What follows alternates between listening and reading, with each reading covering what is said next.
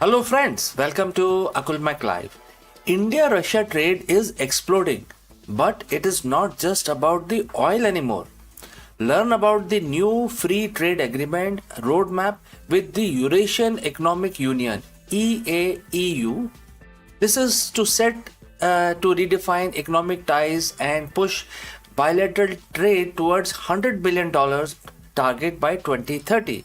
This is the future of non-oil trade diversification between New Delhi and Moscow. Let's find out.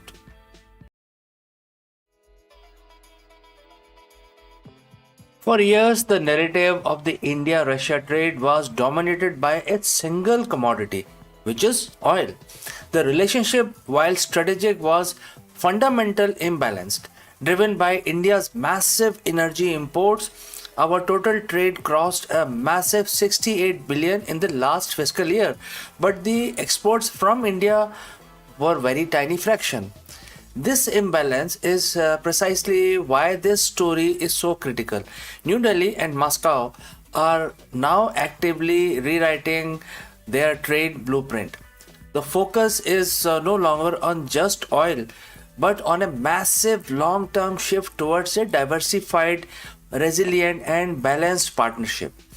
The centerpiece of this pivot is the acceleration of the free trade agreement with the Eurasian Economic Union or the EAEU. The leaders of both nations have set a staggering goal of 100 billion in bilateral trade by 2030. Achieving this means we must look beyond oil. First, let's understand the scale of this opportunity. The EAEU is a single economic bloc comprising Russia, Kazakhstan, Belarus, Armenia, and Kyrgyzstan. It represents a combined GDP of approximately 6.5 trillion and offers a common market of nearly 185 million people.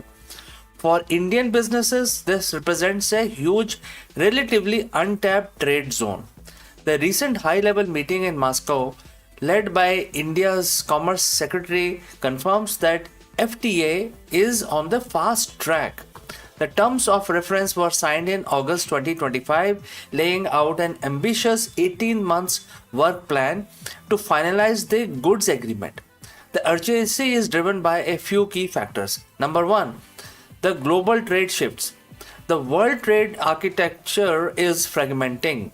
India is facing unpredictable tariffs and sanction risk in other markets. Therefore, it sees EAEU as a predictable strategic partner for diversification and supply chain resilience. Number two is fixing the deficit. Simply put, a free trade agreement on a non-oil goods will dramatically lower the tariffs for Indian exporters, which currently faces weighted average import tariffs of about 12% in other regions. By cutting these duties, we open the door for India to balance the massive deficit caused by the crude oil imports. The goal is to make it cheaper and easier for Indian products to flood the Eurasian market. So, what exactly is India's planning to export beyond oil? The focus sectors are high value and high growth. Things like pharmaceutical. India is the global leader in generic medicines. Russia relies heavily on imported drugs, making this a natural fit. Number two is the engineering goods and machinery. Think auto components, industrial hardware, and tools, where Indian exports are already rapidly growing to fill supply gaps. Next is chemical, plastics, and textiles. Then further beyond is agriculture and marine products.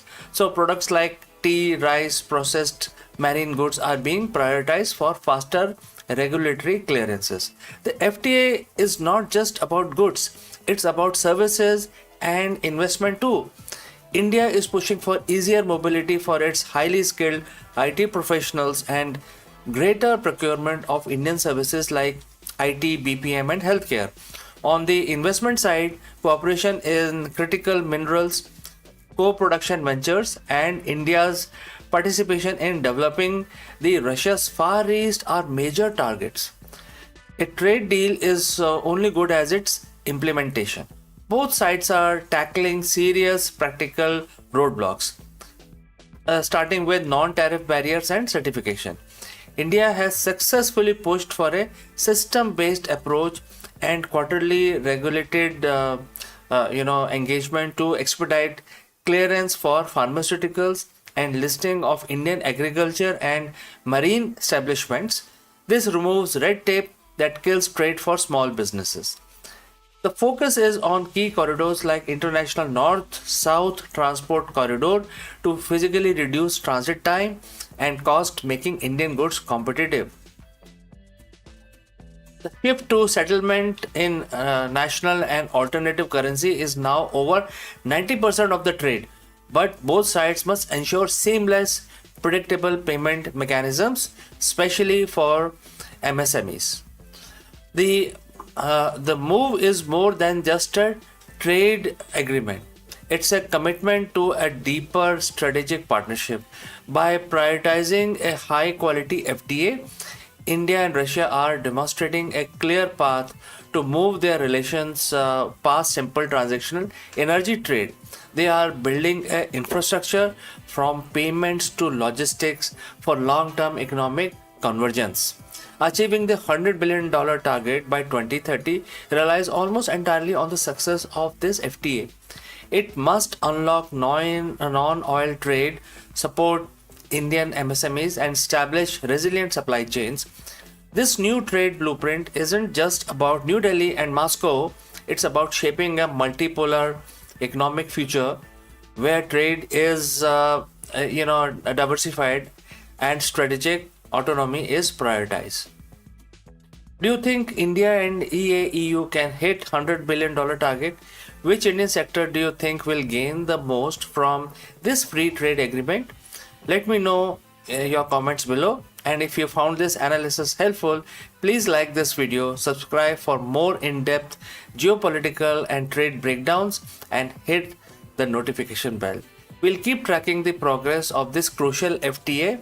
Thank you for watching and thank you for joining live. I will catch you again in the next one.